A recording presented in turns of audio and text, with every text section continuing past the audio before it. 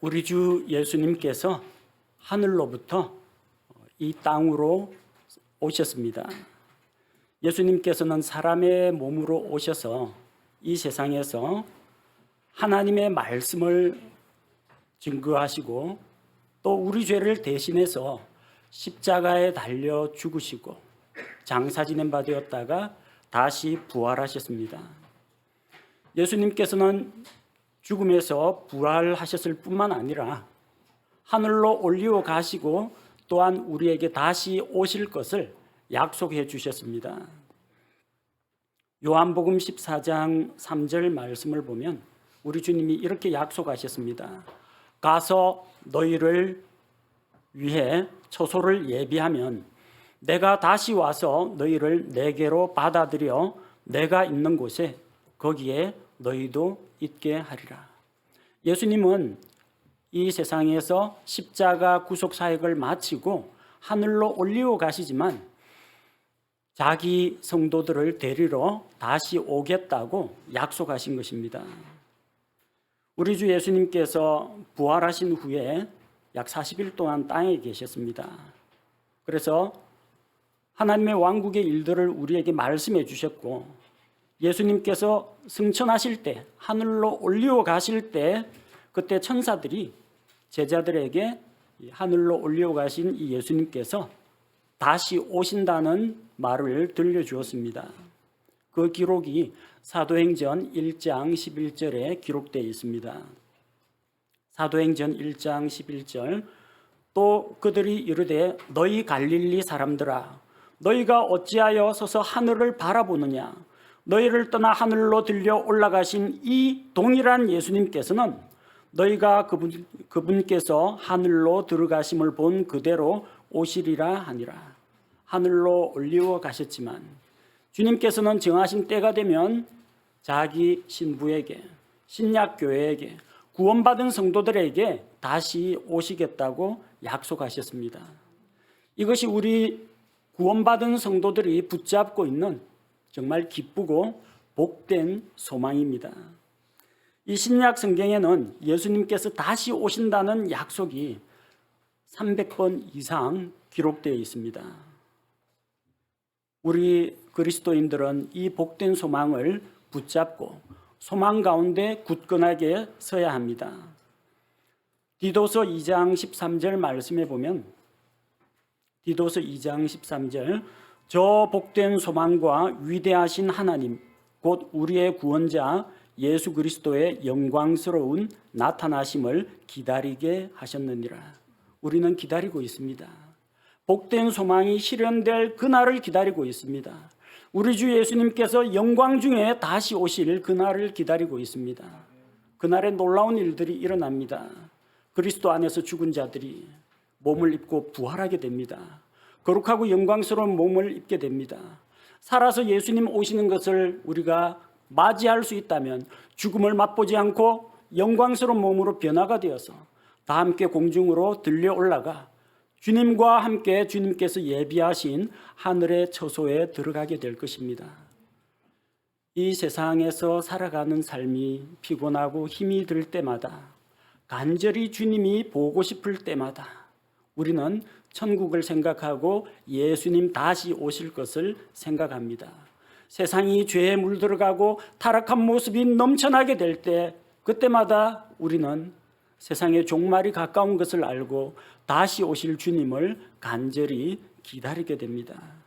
주님 다시 오시는 그날 우리는 영광 중에 주님을 만나 뵐 소망을 가지고 있습니다. 세상의 마지막 날이라고 하면은 믿지 않는 자들에게는 두려운 형벌의 날, 심판의 날입니다. 그러나 믿고 구원받은 자들에게는 이 날은 기쁘고 복되고 영광스러운 날입니다. 그래서 오늘은 우리 주님께서 다시 오신다는 이 약속의 말씀에 대해서 살펴보고 이 복된 소망을 함께 나누고자 합니다. 이 복된 약속의 말씀을 묵상하고 연구해서 가르칠 때에는 성경 본문이 가장 중요합니다. 학생들을 가르칠 때는 교과서가 바로 되어 있어야 합니다. 진화론 사상을 담은 교과서를 가지고 하나님의 창조 사역과 그분의 영광을 가르칠 수는 없습니다. 일제 식민 지배를 찬양하는 친일 교과서를 가지고 대한민국의 역사의 정통성과 올바른 한국사를 가르칠 수는 없습니다. 성경 본문이 바르게 되어 있어야 합니다. 성경 말씀을 읽고 연구하고 설교를 할 때 목사는 바른 성경으로 가르쳐야 합니다. 이 중에는 킹제임스 흠정역 400주년 기념판을 가지신 분도 있고요. 또 새로 나온 마제스티판을 가지고 있는 분도 있을 겁니다. 그래서 아마 성경 구절이 내가 가진 거하고 다른 사람이 옆에서 읽는 거하고 다르네, 이걸 발견하신 분도 있을 겁니다. 왜냐하면 우리가 읽은 요한계시록 22장 7절이 400주년 기념판에는 분명히 보라 내가 속히 오리니라고 되어 있습니다. 그런데 요한계시록 22장 7절이 마제스티판에서는 보라 내가 속히 가리니라고 되어 있습니다. 영어는 어떻게 되어 있어요? Behold, I come quickly. I come이라고 되어 있는데 주님께서 오리라 하신 말씀이 가리라라고 바뀌어 있습니다. 이게 어제 오늘 일은 아니고요. 로마 가톨릭에서는 벌써 오래전에 이걸 바꿔치기 했습니다.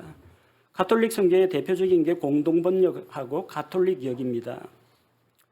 이 본문 말씀 계시록 22장 7절이 공동번역에는 뭐라고 되어 있냐면 자 내가 곧 가겠다 그렇게 되어 있습니다. 가톨릭 성경에는 보라 내가 곧 간다 이렇게 되어 있습니다. 400주년 기념판에서는 오리라 오리니 이렇게 되어 있었는데 마제스티로 넘어오면서 마제스티도 뒤늦게 요 대열에 가리라 쪽으로 합류를 했습니다. 어떤 사람은 봐라 가톨릭 성경에 가리라고 되어 있지 않느냐 하면서 가톨릭 역이 마제스티판을 지지한다고 좋아하는 사람도 있습니다. 안타까운 일입니다. 우리의 올바른 기준은 가톨릭 성경이 아닙니다. 영어 킹제임스 성경입니다. 영어 킹제임스 성경에 주님 오리라 하면은 오리라 그렇게 번역하는 것이 옳다는 겁니다. 주님께서는 come이라는 단어도 알고 오다라는 단어도 알고 go, 가다라는 단어도 알고 계십니다. 이게 만약 내가 가겠다 하면은 하나님께서 come이라는 단어를 주실 리가 없죠. go라는 단어를 주시면은 혼동이나 오해의 소지가 없이 명쾌할 텐데 왜 go라는 단어를 쓰지 않고 come이라는 단어를 썼겠습니까? 주님께서 오신다는 약속이기 때문입니다. 이 구절만이 아니라 요한계시록에서 가다 오다가 뒤바뀐 구절이 자그마치 5구절이나 됩니다. 계시록 3장 11절 마제스티판에는 뭐라고 되어 있냐? 보라 내가 속히 가리니 영어는 I come입니다. 요한계시록 16장 15절 마제스티판에 보라 내가 도둑같이 가리니 영어 성경은 come입니다. 계시록 22장 7절 방금 했죠. 마제스티판 보라 내가 속히 가리니 계시록 22장 12절 마제스티판 보라 내가 속히 가리니 계시록 22장 20절 마제스티판 내가 반드시 속히 가리라. 그러나 영어 킹제임스 성경은 전부 다 come으로 되어 있습니다. 하나님의 말씀이 이렇게 바뀌어 있습니다. 이 설교 시간에 성경 본문 번역을 가지고 논쟁을 하고 싶은 생각은 없습니다. 다만 가리라라는 성경을 가지신 분도 있고 오리라 이 성경을 가지신 분도 있는데 뭔가 통일을 해야 설교자가 설교할 거 아닙니까? 그래서 우리는 마제스티판이 그렇게 번역을 했거나 말거나 공동 번역과 가톨릭 성경이 가리라 했거나 말거나 영어 킹제임스 성경을 기준으로 해서 하나님께서 우리에게 주신 말씀은 주님 다시 오신다. 이 약속임을 믿고 다시 오실 주님 내가 속히 오리라. 이 약속의 말씀을 붙잡고 이 말씀에 기초해서 하나님의 말씀을 오늘 증언하도록 하겠습니다. 자, 예수님께서 속히 오시겠다. 우리에게 오시겠다 약속을 하셨습니다. 7절도 보라 내가 속히 오리니 12절도 보라 내가 속히 오리니 왜 예수님께서 내가 가리라 하지 않으시고 내가 오리라 라고 하셨을까요?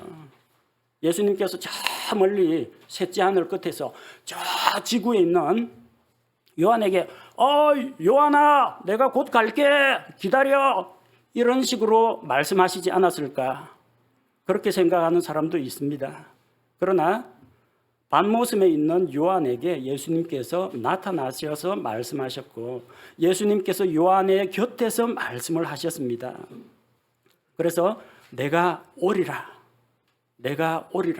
이 말씀이 맞습니다. 예수님 쪽에서 보면은 내가 지구로 가겠다 하기 때문에 가리라가 맞지 않느냐, 그런 분들이 있습니다. 그래서 예수님 쪽에서 출발해서 우리 쪽으로 오는 거니까 예수님 입장에서는 가리라겠다, 그럴싸하게 들립니까? 그럴싸하게 들려요? 조금 생각하면 싸하게 들립니다. 이렇게 말씀을 교묘하게 바꾸는 게 인본주의 신학자들이 지금까지 그렇게 해왔어요. 하나님의 말씀을 있는 그대로 번역하지 않고, 하나님 요거는 방향이 좀 잘못된 것 같습니다, 하나님 영감으로 말씀 주시다가 실수하신 것 같은데 제가 교정해 드리겠습니다. 그리고 인본주의 신학자들이 다 그런 식으로 해서 변개된 성경을 만들어낸 거예요. 주신 말씀 있는 그대로 읽고 있는 그대로 번역하는 것이 옳습니다. 요한계시록 1장에서 알파와 오메가이신 예수님께서 사도 요한에게 나타나셔서 직접 말씀하셨습니다. 셋째 하늘 끝에서 요한한테 불러갖고 말씀하신 게 아니에요. 주의 날에 요한이 자기에게 나타나신 예수님을 보고 그 자리에서 발 앞에 엎드러졌습니다. 그분의 영광을 보았습니다. 계시록 22장 20절에서도 이것들을 증언하신 예수님께서 사도 요한에게 말씀하신 것입니다. 그러므로 예수님께서 요한에게 내가 오리라, 이렇게 약속하신 것이 맞습니다. 왜 예수님께서 오리라 하셨는가? 예수님께서 우리와 함께 계시기 때문입니다. 자꾸 예수님을 공간에다가 한정 지으려고 하니까 예수님은 저 북쪽 하늘, 저 끝에 셋째 하늘에 계시고 우리는 여기 지구에 있으니까 내가 곧 가마, 이런 식으로 말했다고 생각하는데, 예수님은 공간의 제약을 받지 않으십니다. 여러분께 물어보겠어요. 구원받은 성도님 여러분, 예수님 마음에 영접하셨죠? 예수님 어디 계세요? 마음속에 계시잖아요. 저 북쪽 하늘 끝에 가 계세요? 내 안에 들어와 계시지 않습니까? 예수님은 공간을 초월하시는 분입니다. 하늘의 왕좌, 하나님의 왕좌 오른편에 계신 분인 동시에 내 안에 계시고 내 곁에 계시는 분이십니다. 우리와 함께 계신 예수님께서 우리에게 하시는 말씀이기 때문에 오리라, 이 말씀이 맞다는 겁니다. 따라서 예수님께서 그렇게 말씀하셨다면 그 말씀이 교회의 천사들을 통해 선포되거나 설교자를 통해서 전달되거나 우리가 성경을 놓고 읽더라도 오리라라고 예수님 말씀하셨으면 그냥 오리라라고 읽으면 됩니다. 우리 주님의 약속입니다. 사랑하는 나의 성도들아, 조금만 기다려라. 내가 너희에게로 다시 올 것이다. 이게 예수님의 약속입니다. 왜 이 오리라라는 표현을 사용하셨느냐? 예수님께서 우리의 입장에서 말씀하시고 우리 입장에서 기록하셨기 때문입니다. 성경에는 이렇게 독자들, 수신자들의 입장에서 방향을 기록한 표현들이 나옵니다. 창세기 25장 18절, 다른 성경에는 안 나옵니다. 킹제임스 성경에만 나오는 표현입니다. 창세기 25장 18절, 그들은 하윌라에서부터 수르에까지 거하였는데, 수르라는 지리적인 위치를 설명할 때 뭐라고 설명합니까? 수르에 대해서 GPS 좌표를 찍어주는 게 아니에요. 수르는 내가 아시리아로 갈 때에 이집트 앞에 있느니라. 그러니까 유대인들 입장에서 너 아시리아로 갈 때 그 이집트 앞에 지나는 그 수르 말이다. 성경 독자의 입장에서 이렇게 방향을 표시하고 기록을 했습니다. 이동하는 주체인 예수님 입장에서는 하늘에서 땅을 향하여 가는 것이지만, 예수님을 맞이하는 성도들 입장에서는 주님께서 우리에게 오시는 것입니다. 예수님께서 우리 입장에서 말씀하신 것입니다. 우리는 예수님의 다시 가심을 사모하는 자들이 아닙니다. 우리는 예수님의 다시 오심을 간절히 기다리고 소망하는 자들이라는 겁니다. 고린도전서 1장 7절에도 우리가 그리스도의 오심을 소망하고 있음을 보여줍니다. 고린도전서 1장 7절 이로써 너희가 어떤 선물에서도 뒤처지지 아니하고 우리 주 예수 그리스도의 오심을 기다리나니, 가심을 기다려요, 오심을 기다려요. 우리는 그리스도의 오심을 기다리고 있습니다. 우리의 모든 죄를 대속하시고 십자가에서 죽으시고 부활하신 예수님, 하늘로 올리어 가신 그 동일한 예수님께서 우리를 이 세상에 내버려 두지 않으시고 다시 데리러 오겠다, 내가 너희에게로 다시 오겠다 약속하셨습니다. 우리는 다시 오신다는 주님의 약속을 믿고 주의 날을 간절히 사모하며 기다리고 있습니다. 자, 예수님의 다시 오심에 대해서 이야기하면은 대부분의 사람들은 언제 오시느냐, 여기에 대부분 관심이 쏠려 있습니다. 수많은 종말론 이야기하는 사람들도 몇 년, 몇 월, 며칠, 지구 종말, 예수님 다시 오신다, 언제에 초점이 맞춰져 있습니다. 근데 중요한 건 언제가 초점이 아닙니다. 손님이 오신대요. 손님이 오신다고 해서 열심히 청소를 했습니다. 음식을 장만했습니다. 언제쯤 오실까? 그게 중요한 게 아니라 왜 우리가 청소하고 있지? 왜 우리가 그분을 기다리고 있지? 왜 우리가 열심히 대접할 음식을 요리하고 있지? 도대체 누가 오길래 우리가 이런 일을 해야 하느냐? 누가 오시느냐? 그게 가장 중요합니다. 그분이 언제 오시느냐가 중요한 게 아니라 오시는 그분이 누구냐가 우리에게 가장 중요한 문제입니다. 별 볼 일 없는 사람 오면 우리가 소망주에 기다리고 그런 거 필요 없죠. 오거나 말거나 알아서 가겠지. 근데 정말 중요한 분이 오시고 이분이 우리와 밀접한 관련이 있다면 정신 바짝 차려야 됩니다. 준비해야 됩니다. 누가 오세요? 우리의 구원자가 오십니다. 우리의 구원자 예수님께서 오신다고 했습니다. 데살로니가전서 1장 10절 말씀을 보면, 데살로니가전서 1장 10절, 그분께서 죽은 자들로부터 살리신 그분의 아들께서 하늘로부터 오실 것을 기다리는지 보여주나니 이분은 곧 다가올 진노로부터 우리를 건져내신 예수님이시니라. 우리를 위해 십자가에서 우리 죄를 대신 담당하시고 죽으시고 부활하시고 승천하신 우리의 구원자 예수님께서 하늘로부터 다시 오신다는 겁니다. 기다려야죠. 우리의 구원자가 오신다는데 간절히 사모하지만, 내가 직접 대면하여 만나 뵙지는 못했지만 마음속으로 사랑하던 그분께서 나를 만나러, 나를 데리러 다시 오신다는데, 나의 구원자, 온 세상의 구세주께서 오신다는데 준비해야죠. 우리는 오시는 분이 누군지 알아야 합니다. 바로 여러분의 죄를 대신해서 십자가에서 피 흘려 죽으시고 부활하신 그분께서 다시 오신다는 겁니다. 그래서 우리가 기다리는 겁니다. 예수님은 우리의 구원자십니다. 또한 우리는 신랑이신 예수 그리스도를 기다립니다. 오실 그분은 우리의 신랑이십니다. 고린도후서 11장 2절에서 바울은 성도들에게 이렇게 이야기합니다. 내가 하나님께 속한 질투로 너희에 대하여 질투하노니 이는 내가 너희를 순결한 한 처녀로 그리스도께 드리기 위해 한 남편에게 너희를 정혼시켰기 때문이라. 한 남편 예수 그리스도에게 우리를 정혼시켰습니다.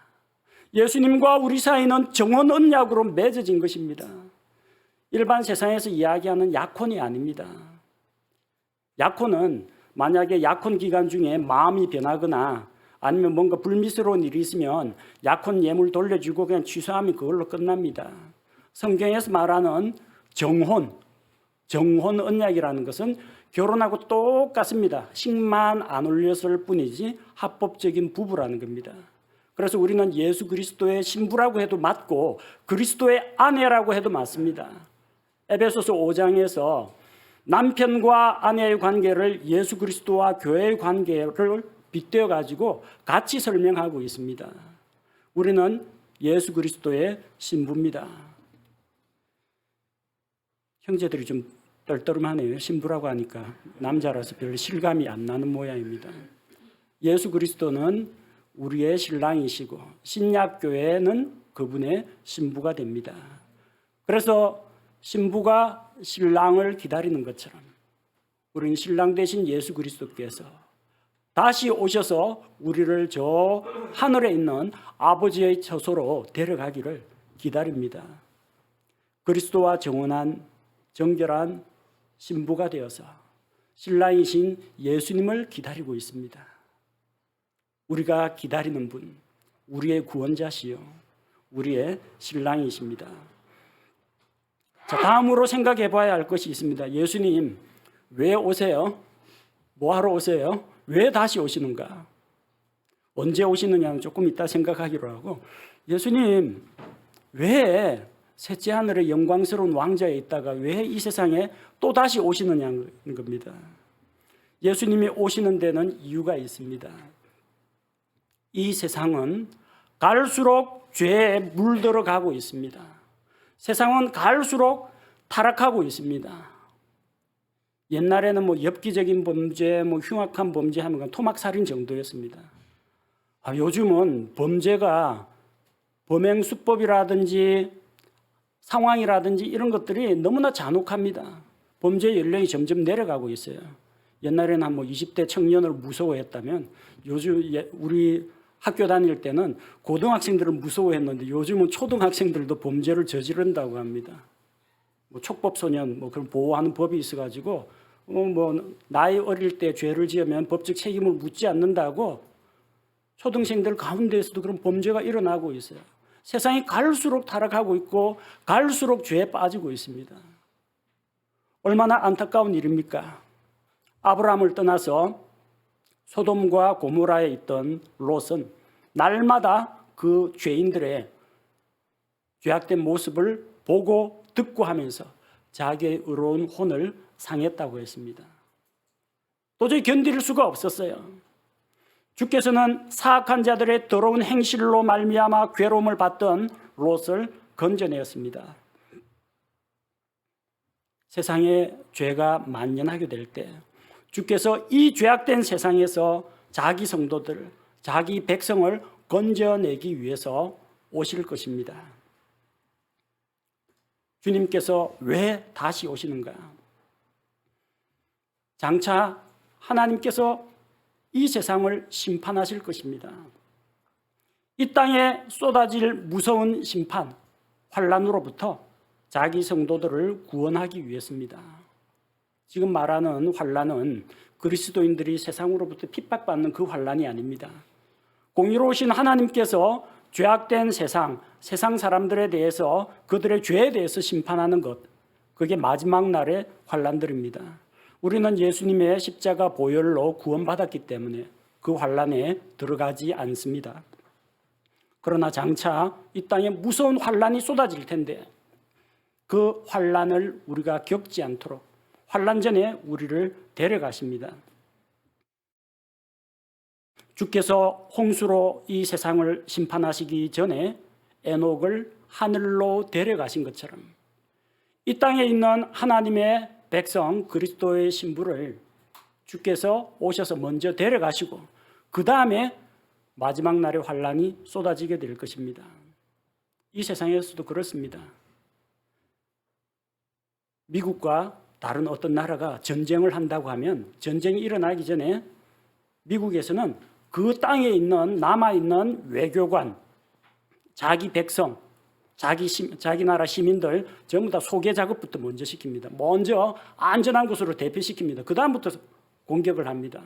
안 그러면 미국에서 공격한 그 미사일 포탄 공격에 자국민이 죽을 수도 있거든요. 하나님께서 죄악된 세상을 심판을 하시는데 그 이전에 하늘나라 백성은 먼저 하늘로 데려가십니다. 그 다음에 이 땅에 무서운 심판이 쏟아지는 것입니다. 소돔과 고모라를 심판하기 전에도 롯을 먼저 안전한 곳으로 대피시킨 다음에 소돔 고모라가 불과 유황의 심판을 받았습니다. 하나님께서 7년 동안 이 세상에 무서운 재앙을 내리기 전에 먼저 자기 백성을 대피시키는 겁니다. 그래서 마지막 날의 환난으로부터 우리를 안전하게 보호하기 위해서 우리 주님 다시 오십니다. 또한 약속하신 말씀처럼 예수 그리스도의 신부인 우리를 저 하늘의 처소로 데려가시기 위해서 요한복음 14장에서 우리가 읽었죠. 내가 너희를 위해 처소를 예비하러 가는데 너희를 위해 처소를 예비하면 내가 다시 와서 너희를 내게로 받아들여 내가 있는 곳에 거기에 너희도 있게 하리라.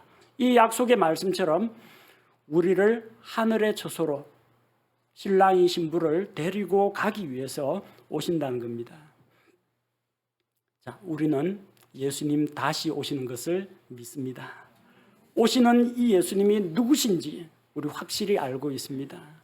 우리 주 예수님께서 왜 오시는지 알고 있습니다. 그럼 궁금한 게 하나 남았죠. 언제 다시 오십니까? 언제? 사람들은 예수님이 언제 다시 오시는지 알고 싶어 합니다. 예측하려고 합니다. 지금까지 많은 사람들이 예수님 다시 오신다는 날을 예언을 했지만 다 실패했습니다. 실패한 거 뭘로 압니까? 우리가 지난 역사를 보면 알죠. 그리고 아직까지 세상 끝날이 오지 않은 것을 보니까 지금까지 했던 종말에 대한 예언은 이미 실현 안 된 그런 예언들은 다 틀린 것으로 볼 수가 있습니다. 우리는 예수님이 오시는 때와 시기에 대해서 알 필요가 없습니다. 알아서 뭐 하게요? 언제 오시는지 알면 뭐 하려고요? 혹시 이런 생각 품고 있는 거 아닙니까? 열심히 신나게 좀 죄짓고 세상 쾌락 누리고 오시는 날, 그 전날에 모았다가 한꺼번에 회개하고 주님 맞을 준비하려고? 그런 얄팍한 생각은 버려야 됩니다. 왜냐하면 주님 오시기까지 남은 시간이 얼마인지 아무도 몰라요. 그 아까운 시간에 주님 앞에 칭찬 듣고 상 받을 일들을 더 많이 해야 되는데 왜 게으름 피우고 세상과 벗하고 죄지을 생각에 우리 관심을 둡니까? 그런 생각을 품어서는 안 돼요. 성경은 우리가 너희는 알 필요 없다 그럽니다. 데살로니가 전서 5장 1절과 2절. 데살로니가 전서 5장 1절과 2절을 보겠습니다. 그러나 형제들아 그 때와 그 시기에 관하여는 내가 너희에게 쓸 필요가 없나니. 하나님께서 안 알려주셨어요. 내가 너희에게 쓸 필요가 없다. 알아봤자 아무 소용없다는 거예요. 주의 날이 밤에 도둑같이 이르는 줄을 너희 자신이 완전히 아느니라. 아무도 모른다. 오직 하나님만 알고 계신다. 그래서 주님 언제 다시 오시는지 그날이 언제인지 너희에게 쓸 필요가 없다는 겁니다. 성경이 쓸 필요가 없다, 알 필요 없다 하면은 알 필요 없구나 그런 식으로 생각하시면 됩니다. 그걸 가지고 굳이 파내가지고 뭐 노스트라다무스가 어떻고 뭐 유대인들의 뭐 명절이 어떻고 그 다음에 뭐 하늘의 천체의 움직임이 어떻고 뭐 지구상에 퍼지는 바이러스가 어떻고 이런 거 다 끌어모아봤자 답이 안 나옵니다. 알 필요 없다 그러면 알 필요 없구나 내 할 일이나 하자 그게 가장 좋습니다. 데살로니가 전서 5장 1, 2절에서 뭐라고 했습니까? 주께서 밤에 도둑같이 오신다고 했습니다.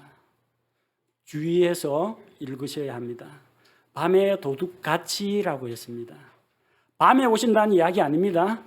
그러니까 뭐 등불 켜놓고 밤 12시부터 뭐 집회를 열고 아무 필요 없어요. 밤에 온다는 이야기가 아니에요. 주님이 도둑이라는 뜻도 아닙니다. 도둑같이 온다고 했지 주님이 도둑이라고 한 적은 없어요. 도둑이 어떻게 옵니까? 예고 없이 옵니다. 왜? 예고하면은 미리 주인이 집 지키고 있고 경찰이 숨어서 매복하고 있을 테니까 예고 없이 옵니다. 주님께서는 예고 없이 오십니다. 사람들이 알지 못하는 때에 오신다는 겁니다. 그러니까 주님 언제 오실지 고민해봐도 소용이 없어요. 아무도 알지 못하는 때 밤에 도둑같이 오신다 약속하셨으니까 우리는 주님이 언제 오셔도 괜찮을 정도로 내 삶을 주님 앞에서 이끌어 나가면 됩니다. 한 가지 힌트는 있습니다. 언제 오시느냐? 이 세상이 죄로 가득 찼을 때 오십니다. 하나님의 심판이 언제 쏟아졌습니까? 창세기 6장에서 온 땅이 죄로 물들고 사람들의 마음이 사악할 때, 그때 주께서 에녹을 먼저 데려가시고 노아의 홍수 심판을 내렸습니다. 세상이 죄로 물들어가고 어둠에 잠겨가면은 주님 오실 날이 그만큼 가까이 왔다, 그렇게 생각하시면 됩니다. 창세기 18장 20절 21절에서 소돔과 고모라가 죄로 가득 찼을 때, 그 땅의 부르짖음이 하늘에 사무쳤을 때 마침내 주님께서 심판을 작정하시고 롯을 먼저 데려가시고 그 사악한 자들, 불법을 행하는 자들에게 심판을 내리셨습니다. 예수님의 지상 재림에는 징조가 있습니다. 전쟁과 기근과 전염병과 이런 징조들이 있습니다. 그러나 예수님의 공중 강림에는 징조나 표적이 없습니다. 하지만 지금 세상 돌아가는 모습을 살펴보면은 예수님이 언제 오셔도 이상하지 않은 상황입니다. 세상이 그만큼 타락했다는 이야기예요. 지금 당장 오실 수도 있습니다. 우리는 예수님 언제 오셔도 괜찮습니다. 지금 당장 오셔도 이미 구원받았기 때문에 들려 올라가게 됩니다. 내일 오실 수도 있고요. 한 달 뒤에 오실 수도 있고 1년 뒤에 오실 수도 있고, 하지만 언제 오더라도 우리는 이미 구원받은 우리는 두려워할 필요가 없다는 겁니다. 다음으로 생각해 볼 게 있습니다. 주님께서 말씀하셨어요. 내가 속히 오리니, 내가 속히 오리라. 주님께서 정말로 속히 오시는가? 사도들이 활동하던 그 시대의 신약교회 성도들은 예수님께서 곧 오실 거라고 생각했습니다. 곧 오실 거라고. 그 말은 무슨 말이냐면 자기들이 살아있을 때, 그러니까 고린도 교인들 이런 사람들이 자기가 살아있을 때 예수님 오시는 것을 보게 될 거라고 생각했습니다.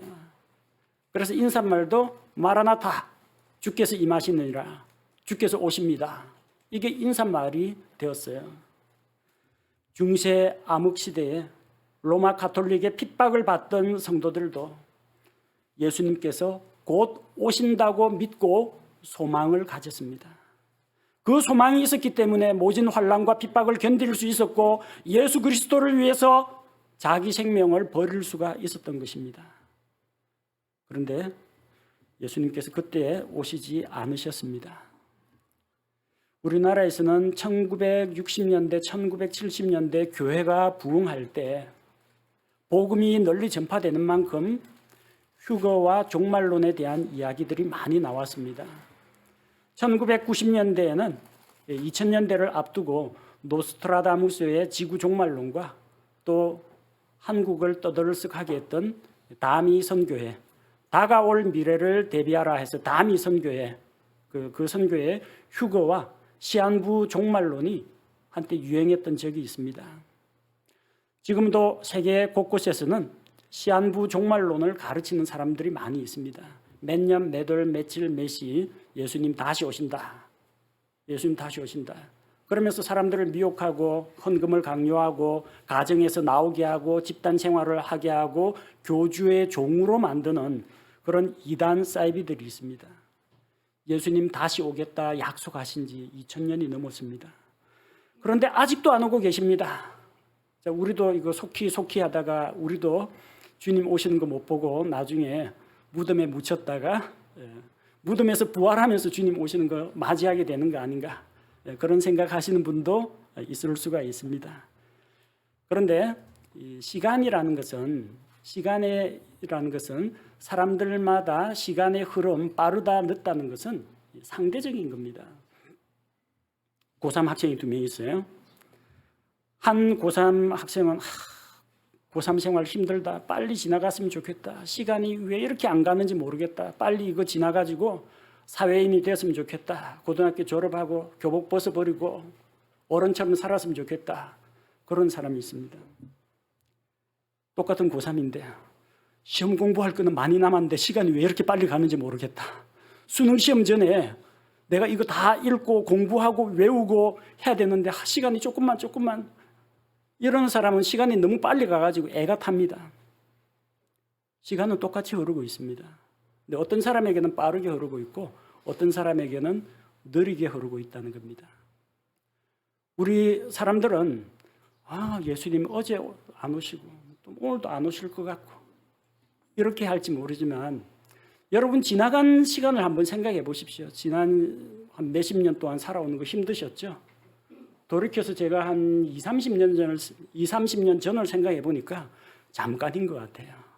많은 일들을 겪었고 다양한 경험들을 했지만 지금 이 시점에 온 다음에 과거를 돌아보니까 국민학교 다니던 게 엊그제같이 기억이 납니다.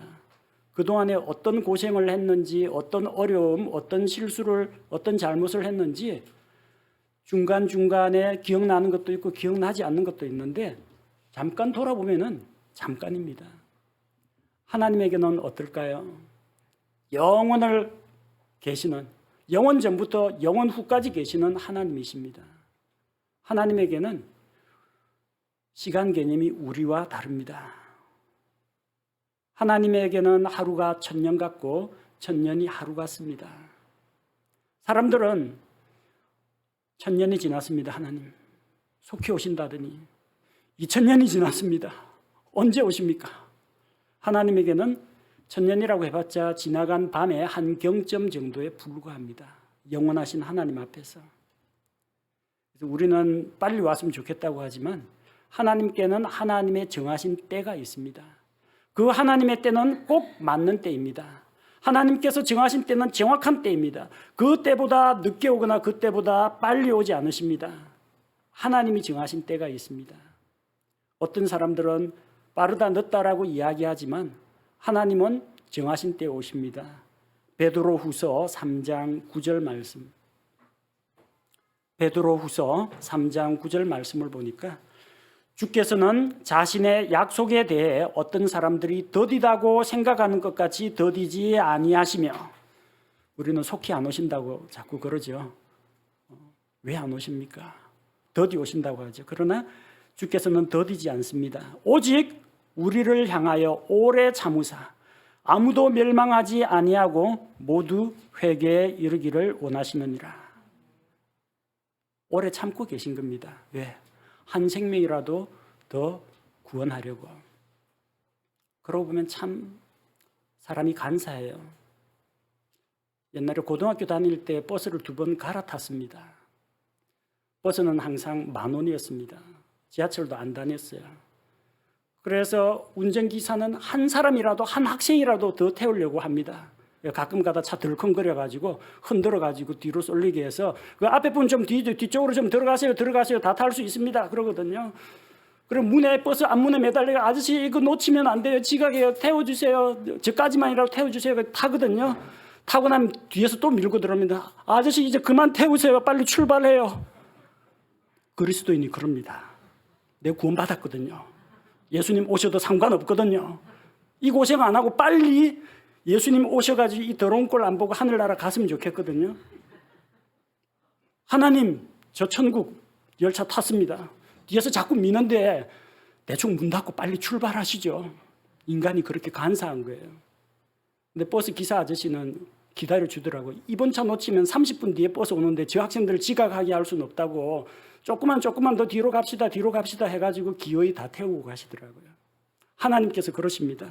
오래 참으사 아무도 멸망하지 아니하고, 나는 내 생명, 내 구원, 내 가족 구원을 생각하지만 하나님께서는 잃어버린 수많은 혼들, 지옥에 갈 수밖에 없는 죄인들을 생각하고 계시기 때문에 오래 참고 기다리십니다. 그러나 하나님의 오래 참으심이 무한정 지속되지는 않습니다. 하나님께서 언젠가는 끝을 내실 것입니다.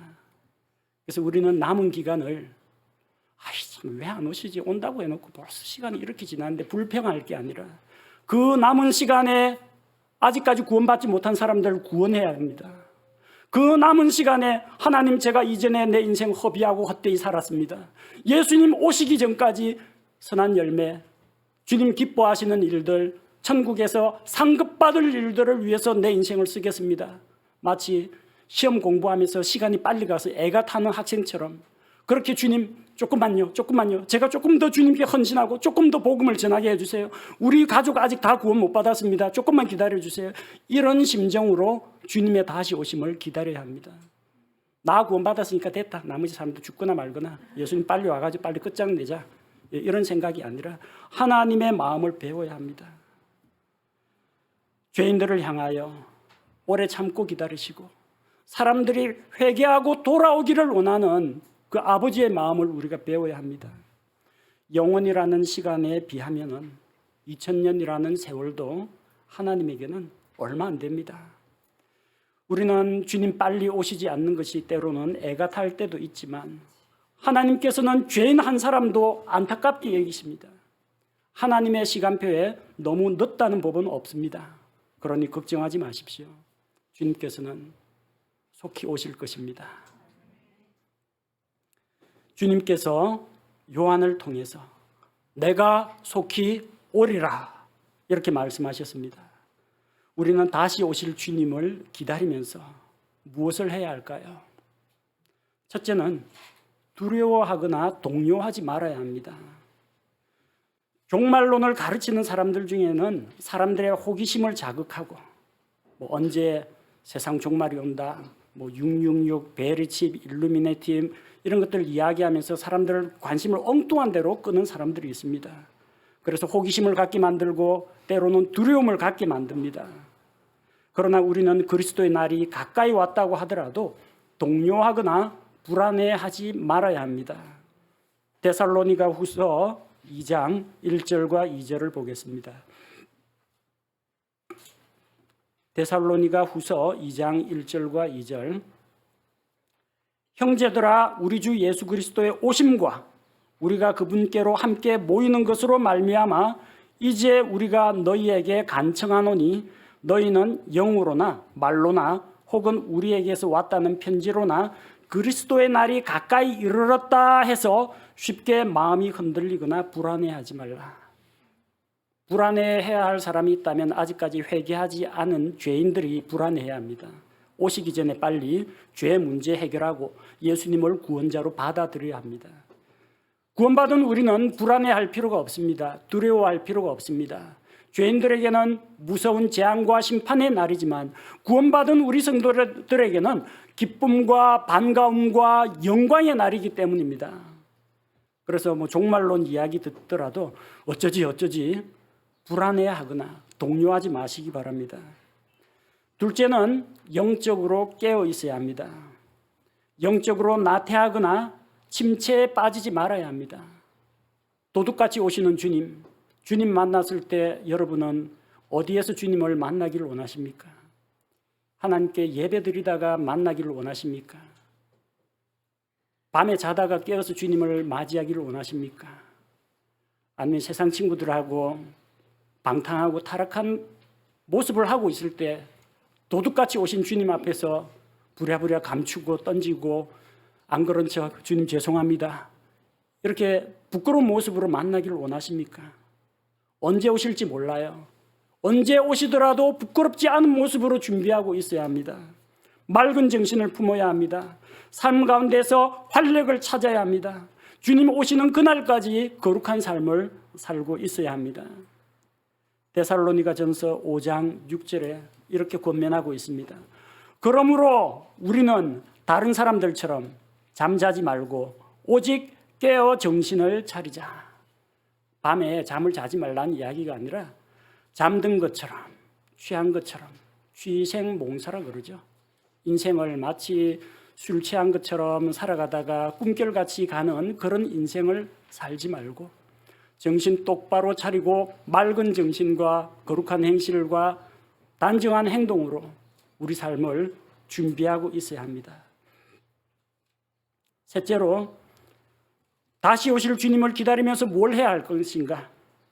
평소 하던 것처럼 하십시오. 평소 하던 것처럼. 전에 안 하던 이상한 짓 하지 말고 괜히 흰 옷 입고 영접해야 된다고 흰 드레스 입고 밤에 등불 들고 밤에 불 켜놓고 예수님 밤에 도둑같이 도둑 지키는 그런 거 하지 마시고요. 정상적으로 일상생활을 하면 됩니다.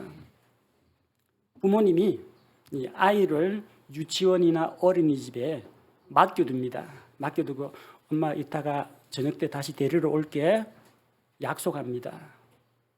언제 올 거야? 엄마 일 다 마치고 유치원 끝날 시간에 너 데리러 올게 합니다. 오는 거지? 온다. 약속했습니다. 어떤 애는 엄마가 데리러 올 때까지 저기 볼풀 들어가고 유치원 선생님하고 친구들하고 재밌게 놀립니다. 시간 가는 줄 모르고 놉니다. 그래가 아무개야 엄마 오셨다 하면 두두두두 달려나가서 맞이합니다. 유치원 생활 잘하는 슬기로운 유치원 생활입니다.